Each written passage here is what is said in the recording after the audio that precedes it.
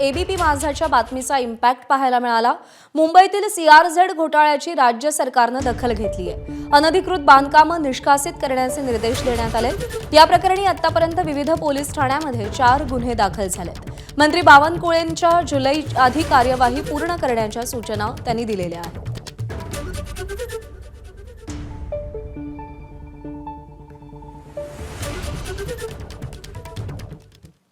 अहिल्यानगरच्या कर्जत तालुक्यातील कोंभळी आणि खांडवी परिसरातील शेतकऱ्यांनी नियोजित एमआयडीसीला विरोध केलाय।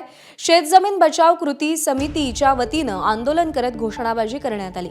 कर्जत जामखेड विधानसभा क्षेत्रामध्ये होऊ घातलेल्या एमआयडीसीवरून राष्ट्रवादी शरद पवार पक्षाचे आमदार रोहित पवार आणि विधान परिषदेचे सभापती आमदार राम शिंदे यांच्यामध्ये चांगलाच राजकीय वाद रंगला होता। दोघांनीही वेगवेगळ्या ठिकाणी एमआयडीसी व्हावी यासाठी आग्रह धरलाय।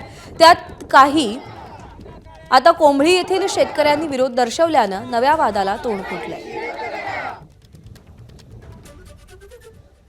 आमची विचार आहे एमआयडीसी झाली नाही पाहिजे, नाही तर आम्ही आत्महत्या करणार आहेत। कशामुळे झाली पाहिजे? कशामुळे मग आम्हाला जगायचं कशाची हो? जगायसारखं नाही ना आम्हाला, मग गुंटाच राहत नाही। शेताला गेली काय जमीन इकडं काय, मग आम्ही जगायचं कशात? माझं जीवन शेतीवर अवलंबून आहे। आमच्या शेतीमध्ये डाळिंबाची बाग आहे, त्याचप्रमाणे शेततळी केले, बोरवेलीचे विहीर येतं। आमचं जीवन शेतीवर असल्यामुळं आमच्या घरात 6 ते 7-8 माणसाचं कुटुंब आहे। वडील आई वडील थकलेले आहेत। आमचा उदरनिर्वाह शेतीच्या जीवावर होतो। त्याच्यामुळे आम्ही जर भूमिहीन झालो तर आम्ही परत करायचं काय?